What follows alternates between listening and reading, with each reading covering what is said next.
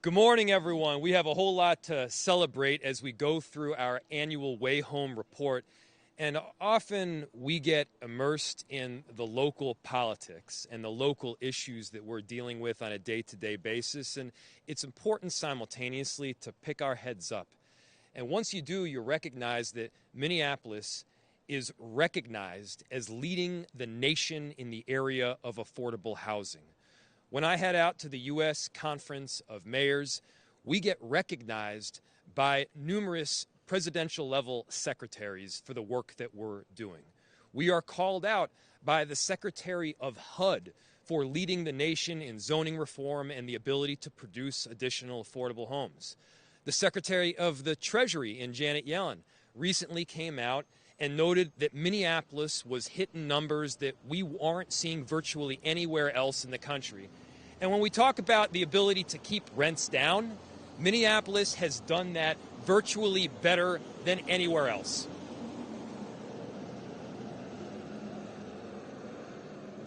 And when you talk about keeping rents down, Minneapolis has managed to do that virtually better than anywhere else because we've found a unique way of getting the thing done. Increasing supply, making sure that we have an increased supply of housing at all rent levels, as well as subsidy.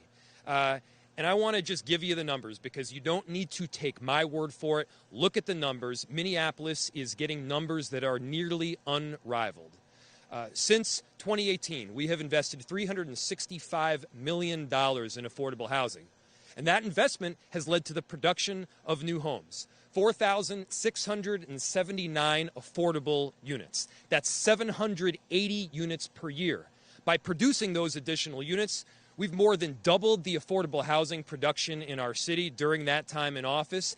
And by the way, the focus has been on deeply affordable, low-income housing, and we are presently producing 8.5 times the amount of deeply affordable housing that we were before. Again, you don't need to take my word for it. Check out the numbers. The numbers speak for themselves. We are, in fact, getting some really serious results. And what we're announcing today is the Way Home report, which shows these incredible numbers that we are getting that are nearly unrivaled around the country on a per capita basis. We're doing this work. It's having some real progress, and we want to be able to tell people about it because, quite simply, this is a good story. There are 7 steps in the Way Home report. The first 2, which I'm going to talk about, first have to do with production of new affordable housing units. And as I mentioned, we're doing that at record pace. More than double the amount of affordable housing, 8.5 times the amount of deeply affordable housing at 30% of area median income and below. The second area where we want to focus on is naturally occurring affordable housing. And over the last several years, we've been able to pretty significantly expand the amount of housing that we're preserving. About half of the affordable housing stock that we have in our city is actually naturally occurring. It is cheaper to be able to preserve a naturally occurring affordable housing unit than it is to create a new one. And so a wise bang for our buck is to make sure that we're preserving these units. People stay in them for a longer period of time. They don't get displaced. And we're able to keep people in some of the neighborhoods that they've made wonderful to begin with. We're seeing some real progress there. And then finally, as many of you know, we were able to hold on to the progress that we've made under the 2040 Comprehensive Plan. Some recent changes in state legislation will allow us to continue this really groundbreaking comprehensive plan to allow for a diversity of housing options in every neighborhood, to allow for these new affordable housing units to go up. And as Councilmember Jeremiah Ellison will point out in just a second here, this area was not previously for people. It was dirt, it was heavy machinery, it was largely heavy industrial, and not a whole lot else. Now, look around.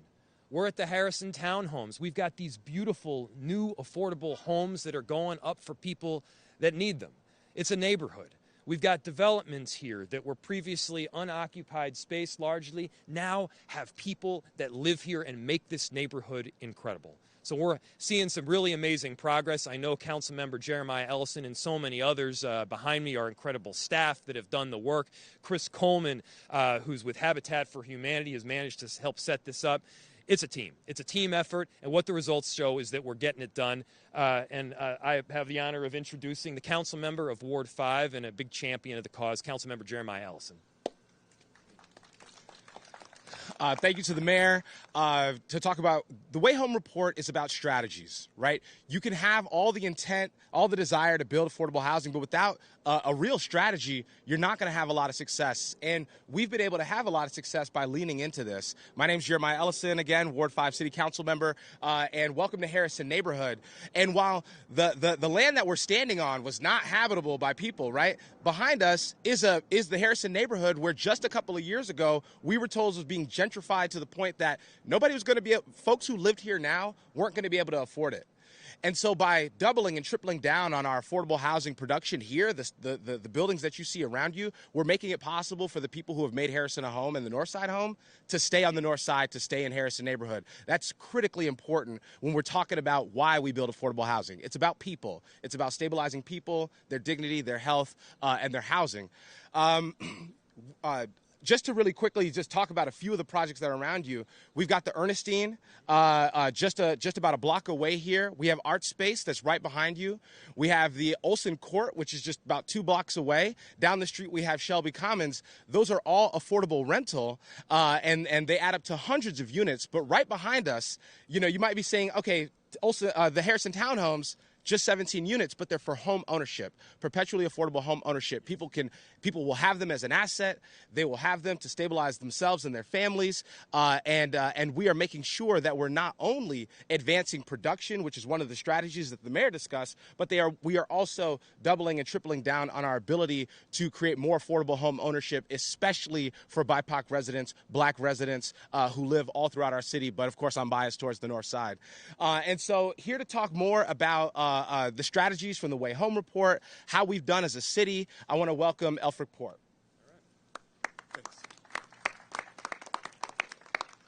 Thanks a lot, Council Member. Thanks a lot, Mayor. The Mayor and the Council Member identified 4 of the 7 strategies. The next 3 are the final strategies in the Way Home report that we employ in trying to address housing and homelessness in Minneapolis. The first, which is Strategy 5, is to support renters. We have an ordinance that was enacted that allows us, or affords us the opportunity to provide assistance to everyone, every low-income renter in our city that's experiencing challenges with evictions. So we provide legal representation in that space. The next strategy that I'm going to talk about is preventing and ending homelessness. We do this in partnership with the county, and in the last 3 years, we've reduced unsheltered homelessness by 27%. This is work not only in support with, in collaboration with the county, but with our nonprofit providers and developers that develop these affordable units as well. And then the last strategy is maximizing the potential of our publicly owned parcels. We have about 400 properties in our inventory for development purposes. We are intentional about how those properties are used. Most specifically, we're using them to develop affordable housing or provide affordable housing for residents in our community. Too often, we look around and we see projects. Those are tangible. But how do we measure the success of this is through the programs and the policies that we develop.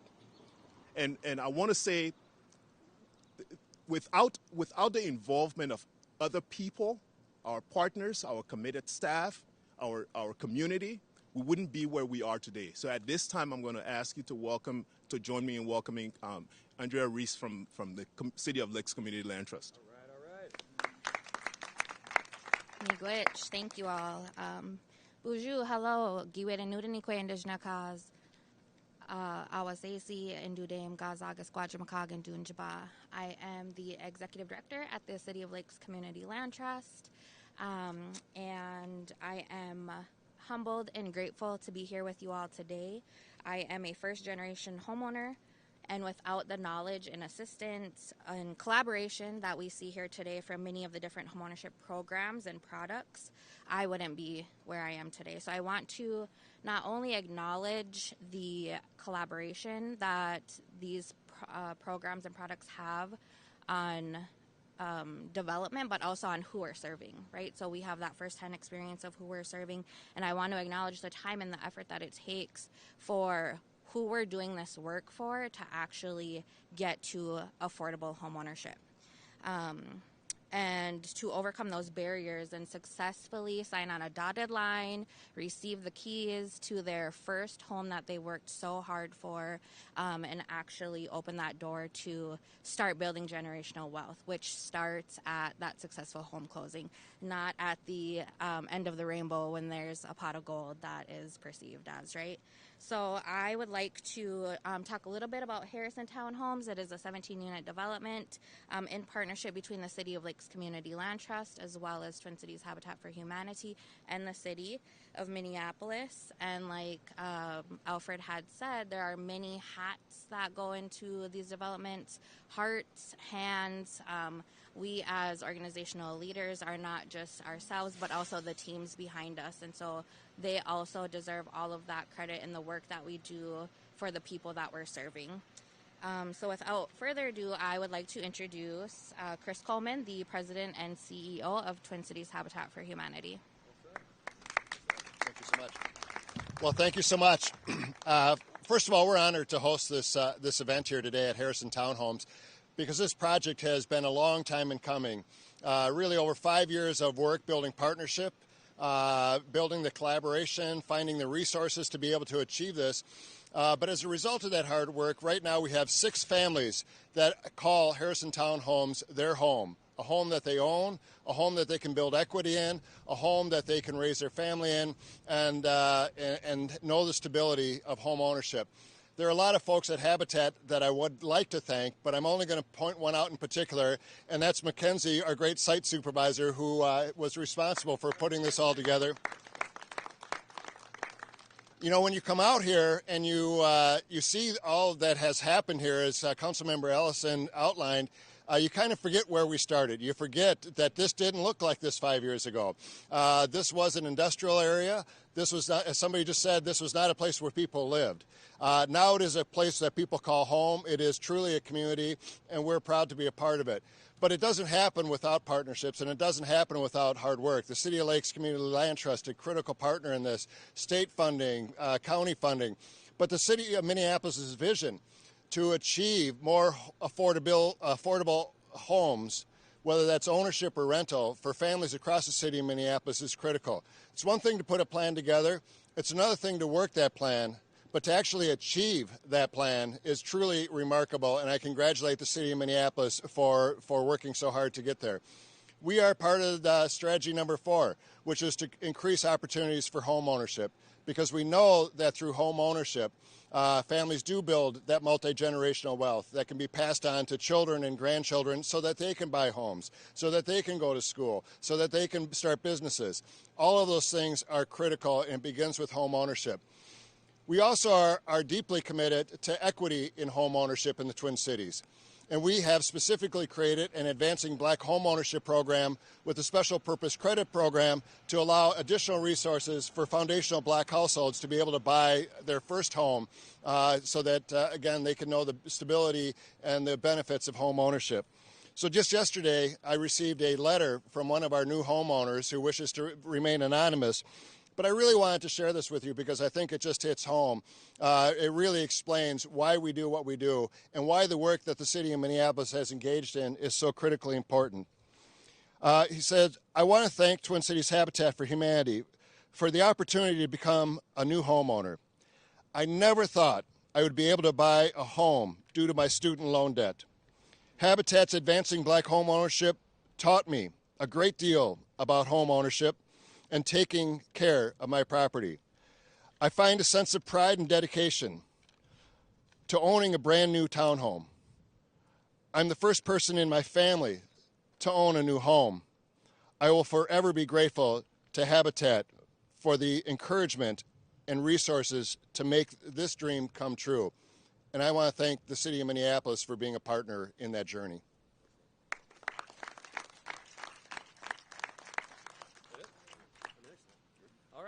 And thank you. And so as you can see, the numbers speak for themselves. The work is having an impact. Housing should be a right. Home should be that foundational thing that everybody has that allows people to rise. And the city of Minneapolis, in partnership with so many extraordinary entities, we're getting results. We're getting results that are nation leading, and it's something that we really want to celebrate. So with that, we'll open it to any questions you might have. What's the application process to get one of these homes if you're looking for one? For Harrison Townhome specifically? For any of the homes that you guys are building that's in this category? By this category, it largely depends. And so we can make sure that we're directing people to the right route, whether it's home ownership, and I'm sure Chris can talk more extensively about what that application process looks like, and we can follow up with you after the fact, or it's one of the rentals. A lot of these others around here are rental affordable housing. What we do know is that there's a wait list. There's a wait list to get deeply affordable housing in our city. And while we've been producing 8.5 times the amount of deeply affordable housing that we did before, there's still greater demand. And so what that says to us is we're not washing our hands clean, declaring success and taking a victory lap. What we're saying is the work that we are doing is having an impact, and we need to double down even further. Concentrate on. Okay. And then just wanted to clarify, we don't build it, right? We've got folks who are in our city, developers. Carl Eller, right, who along with Wellington built the Ernestine. What we do is we provide subsidy to allow them to be affordable, right? Because if they were just built, they'd just be market rate, and but it wouldn't get at the deeply affordable housing that we're discussing here. So they would still apply through the owner of the building itself. What are we doing with our veterans? Are they kind of at the top of the list for some of this, the rentals or the purchase or the buying? What are we doing with that? So we've got a lot of veterans that are. So we are very close to ending veteran homelessness in this city and hopefully in this state. I'm not going to be the one that declares the number on this piece, but I'll tell you the work is having an impact, and I'm hopeful that we'll be able to have an announcement collectively sometime in the future here. Concentrating on number 6, preventing and ending homelessness. Police recently at shootings related to people struggling with homelessness has said that they can't shoulder the weight on their own. What role does this piece play in that equation? Simply put, the best way to end homelessness is by getting people homes. And traditionally speaking, in the city, we have provided some affordable housing back before 2018, but the vast majority of it was housing at what is called the workforce level, at 50 and 60% of area median income. What we had been missing was that deeply affordable housing, that next rung on the ladder so that people experiencing homelessness can pull themselves out. If that rung doesn't exist, we're perpetually keeping them as homeless. And not only is that an immoral thing, we have a moral obligation to help provide people homes. It also doesn't make any financial sense at all because you got people cycling through shelters, unsheltered homelessness at times, hospital stays, sometimes jail. That's way more expensive than just getting people a home. And so we've been putting our money where our mouth is, again, producing 8.5 times the amount of deeply affordable housing that we were before 2018. Those numbers are having a big, they hugely impact progress. And that's where we're doubling down because, no, you don't solve these issues just simply through enforcement. That's part of the equation, but it's not the only piece. Thanks for your time. Great. Thanks, everybody.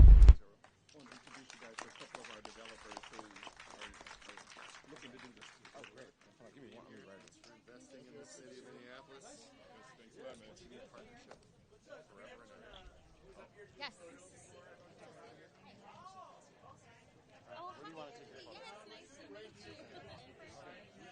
Great job. Seems like you got some experience here.